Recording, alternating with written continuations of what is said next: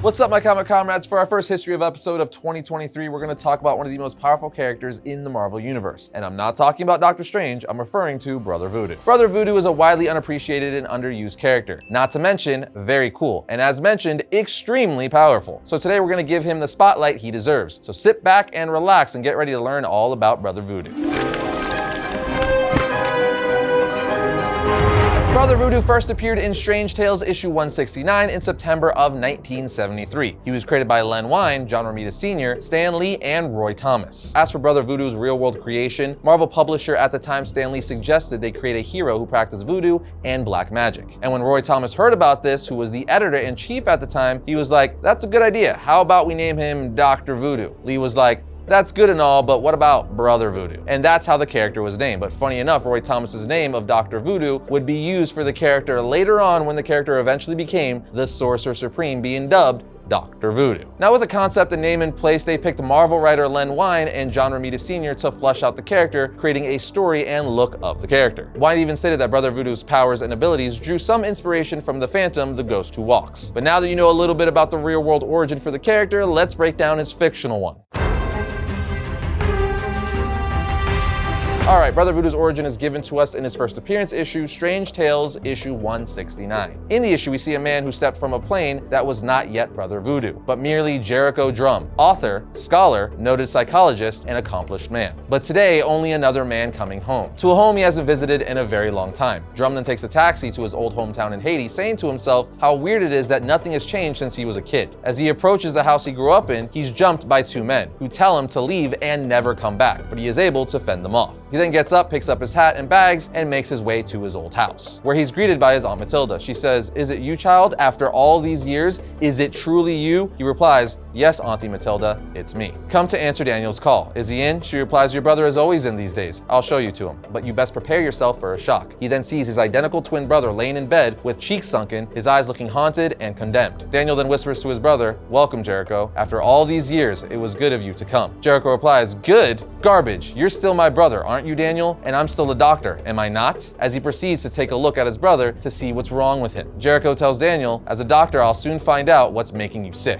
But Daniel replies, "No need for all this, Jericho. I can tell you what's wrong with me. It's the Canby, brother. I've been cursed to die." Jericho says, "Nonsense. You've been the Houndgan, the voodoo priest of this island for most of your life, Daniel. Even if it was more than merely superstitious bunk, who could murder you?" Daniel replies, "Only one more powerful than a Houndgan, living Loa, a spirit-given form. Damballa, the servant god. It is because I defied him that I die." He then goes on to tell Jericho that Damballa devoted himself solely to the extension of his own power, by driving our people deep into spiritual darkness until I could no longer stand by and watch. He then tells Jericho, "It is then, in my righteous fury, I did the deed that doomed me. I struck the serpent god viciously, and sent him sprawling to the ground. Damballa swore to revenge humiliation, swore to destroy me slowly and painfully." We then learn that Damballa soon after made a voodoo doll of Daniel and cursed him to die. But Jericho is a scholar, a doctor. He doesn't believe in any of that voodoo. And as he's telling his brother this, Damballa approaches their home yelling, saying, "You in the house, Dr. Man? You would not leave when my followers tried to persuade you, so now you must stay. Stay and watch your brother die." Jericho tries to save his brother with medicine, but to no avail. Damballa uses his voodoo doll of Daniel to strike his final blow. Daniel, on his deathbed, says to Jericho, "Don't argue with me. I beg you, just listen. When I am dead, you must go into the jungle, find old Papa Jumbo, and beg him to come help you. Beg him to return to his people, to defend them. For if anyone can defy Damballa's evil, it is he, and he alone."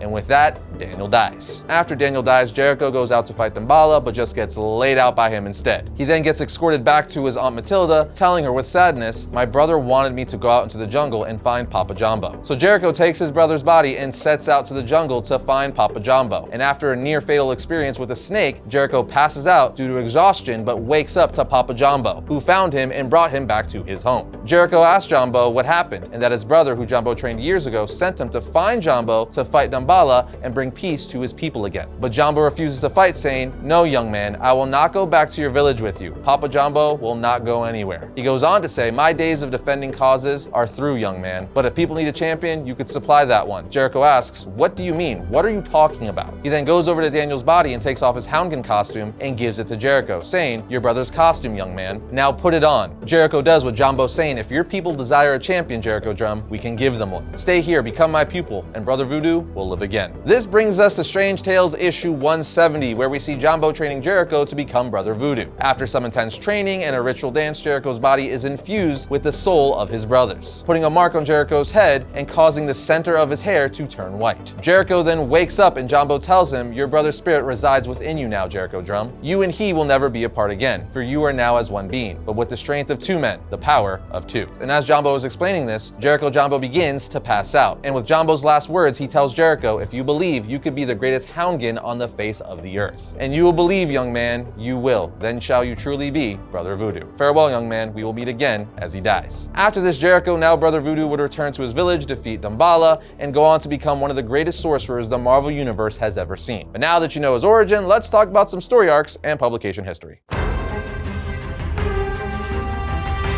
Now, unfortunately, Brother VooDoo doesn't have a lot of stories in comics, but let's run down some of his most pivotal points because there's definitely some cool ones. Brother VooDoo is a character who appears in other people's stories or titles most of the time rather than appearing in his own self-titled book. For instance, the next Brother VooDoo story we would get after his origin was in Strange Tales issue 171. In the issue, he encounters Baron Samedi. We learn that Baron Samedi is an agent of AIM who created a base of operation in Haiti beneath the graveyard. At this point, with a mind mechanism AIM was using, they were able to turn groups of local people into zombies, essentially, that had no willpower of their own. They would then use their zombies to do their bidding. It's at this point Brother VooDoo stepped in and was like, "Nah, not today." VooDoo ultimately won the battle as Samedi was crushed by his own mind machine from a blast he caused. This leads us to Strange Tales issue 172, where Brother VooDoo would go up against a cult of the Dark Lord. The cult of the Dark Lord is led by Black Talon, who, much like Brother VooDoo, gets his powers from the mystic voodoo arts. However, Black Talon doesn't use his powers for good. Instead, he uses them to raise zombies and make them an army to do whatever he wants, because apparently zombies and voodoo go hand in hand. Anyway, in issue 172 of Strange Tales, the cult of the Dark Lord abducted a woman that they were going to use to rejuvenate the Black Talon's mom, Mama Limbo. Then in Strange Tales issue 173, Brother VooDoo tries to save and stop Mama Limbo, but to no avail. He ends up getting himself trapped. The story would then come to a conclusion in Tales of the Zombie. Brother VooDoo would break free and expose the cult to the true purpose of the rituals they were being made to perform, at which point they all turned on their leaders, with the cult apparently disbanding and Brother VooDoo saving the young woman named Laura Lee. And then skipping some stuff here and there, after Doctor Strange lost the title of Sorcerer Supreme, Brother VooDoo became the new Sorcerer Supreme, now going by the name Dr. VooDoo, as seen on the very last page of New Avengers issue 53. Then in New Avengers 54, we got to see how VooDoo got the Eye of Agamotto and became the Sorcerer Supreme. The Eye literally chose VooDoo, presenting himself in his apartment saying, "Jericho Drum, you have been chosen." Then proceeds to say, "I am the Ancient One. I am the one who passed down to Stephen Strange the mantle of Sorcerer Supreme. I am the one who trained him to be the master of the mystic arts in this dimension. The mantle and responsibilities weigh heavy on those who choose to accept it. This I know all too well." And with the modern world changing so quickly so often, it may have been inevitable that Stephen would be forced to make choices that he would not be able to live with for long. Choices that at the time saved lives and helped friendships, but choices that nonetheless had powerful repercussions on himself and his mastery. Because of this, Stephen Strange has chosen to let go of his chores and pass them on. Of all the people who live within the world of mysticism, of all those who have dedicated their lives to studying sorcery, the Eye of Agamotto has shown that yours is the sole most deserving and ready to take on the mantle of Sorcerer Supreme. The all-knowing, all-seeing Eye of Infinity chose you. You and the spirit of your brother will be given the gifts that come with the title, including the Eye of Agamotto, the Cloak of Levitation, and the Book of Knowledge that will help you train for your questions. Jericho Drum, Brother VooDoo, do you accept the challenge and responsibilities that are being offered to you? The spirit of Jericho's brother says, "Say yes," which after a brief pause, he eventually does, becoming the new Sorcerer Supreme. Pretty freaking awesome if you ask me. But then in the 2010 Avengers title, issue 6 to be exact, Dr. VooDoo would fight the entity of Agamotto itself to prevent Agamotto from gaining the power to rule Earth's dimension. In order to stop Agamotto, Dr. VooDoo creates an explosion to destroy both the Eye and Agamotto, killing himself in the process. But you know, this is comics, no one really stays dead, so Brother VooDoo would return in the Axis storyline via none other than Doctor Doom, who made a deal to resurrect him. But that's another story arc, friends, so let's move on to powers and abilities.